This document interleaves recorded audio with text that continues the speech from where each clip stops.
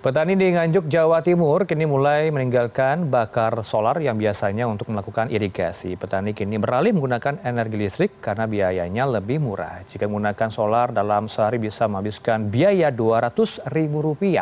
Namun setelah beralih ke energi listrik hanya membutuhkan biaya Rp50.000 saja.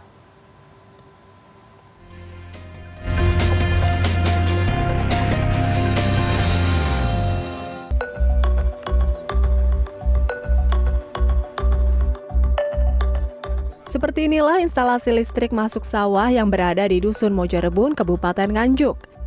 Instalasi untuk keperluan irigasi persawahan ini sudah ada sejak tahun 2023. Menurut salah satu petani, mereka beralih dari mesin diesel berbahan bakar solar ke energi listrik sejak akhir Desember 2023. Hal itu dikarenakan biayanya lebih murah.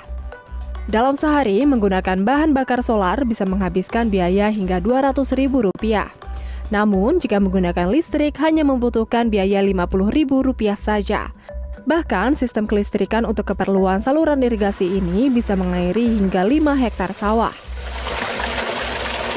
Mulai Desember akhir tahun 2022 ya, 23. Gunakan listrik masuk sawah. Pak, alasan kenapa, Pak?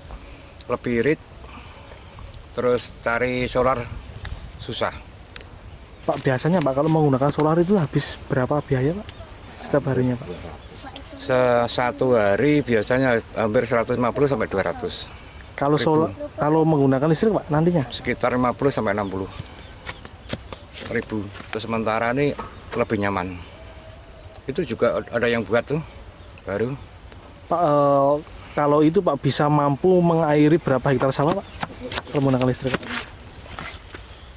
Kalau listrik sekitar 4 hektar sampai 5 hektar lebih. Petani pun merasa bersyukur dengan menggunakan energi listrik dalam mengairi sawahnya. Mereka justru sangat terbantu dengan biayanya yang lebih murah. Efisiensi biaya produksi. Dalam satu kali penyiraman, itu kebutuhan bahan bakar diesel itu bisa mencapai 3 liter. Nah, kalau dirupiahkan ya sekitar Rp27.000. Sementara untuk listrik PLN itu hanya membutuhkan Rp5.000 saja. Jadi penghematan bisa 81%.